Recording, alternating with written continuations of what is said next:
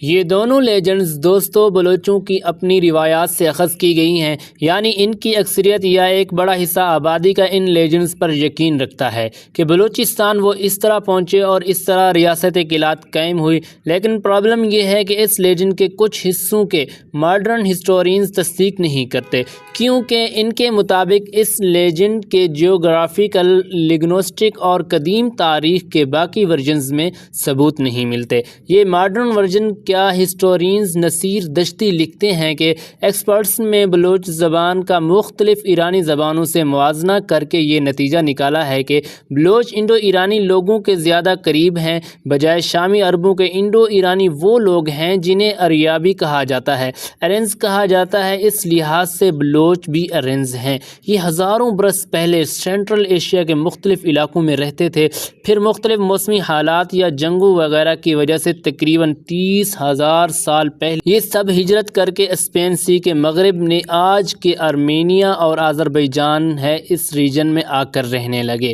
یہ علاقہ اس وقت پلاسکوان کہلاتا تھا۔ یہیں ان کے مختلف زبانیں اور لہجے میں ملا کر ایک نئی زبان اسے بلاشو کی یا لاش کی کہا جانے لگا۔ یہ لوگ بھیڑ بکریاں پالتے تھے اور خانہ بدوشوں کی طرح اس علاقے میں ادھر ادھر گھومتے رہتے تھے۔ چند صدیوں بعد یہ علاقہ ایران کی یا خاون شیپائر انکمونی امپائر کے تسلط میں اس کے ہٹا ربا ایران کی قدیم تحریروں میں بلاسگان اور بلاشو کے لوگوں کا تذکرہ ملتا ہے۔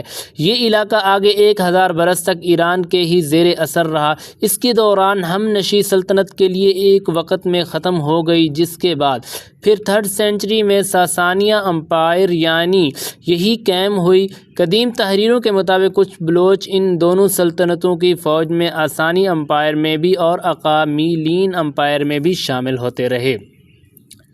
تاہم ساسانیوں کے آخری دور میں یعنی 6 صدی کے آخری اور 7ویں صدی کے آغاز پر ان کے اور ایرانی حکمرانوں کے درمیان بہت سخت اختلافات پیدا ہو گئے، غلط فہمیاں اور جھگڑے ہونے لگے۔ ایرانیوں نے ان کے علاقوں پر حملے شروع کر دیے۔ اس کے بعد خراب موسمی حالات میں بھی اپنا رنگ دکھایا۔ سو کیا ہوا کہ بلوچوں کو اپنے بسائے صدیوں پرانے گھر آبادیاں چھوڑنا پڑے اور یہ پلاسگان سے ہجرت کر کے اس کے بعد ان قبائل کی بڑی تعداد ایران ہی کے جنوبی اور مغربی علاقوں میں آ کر بگڑ گئی۔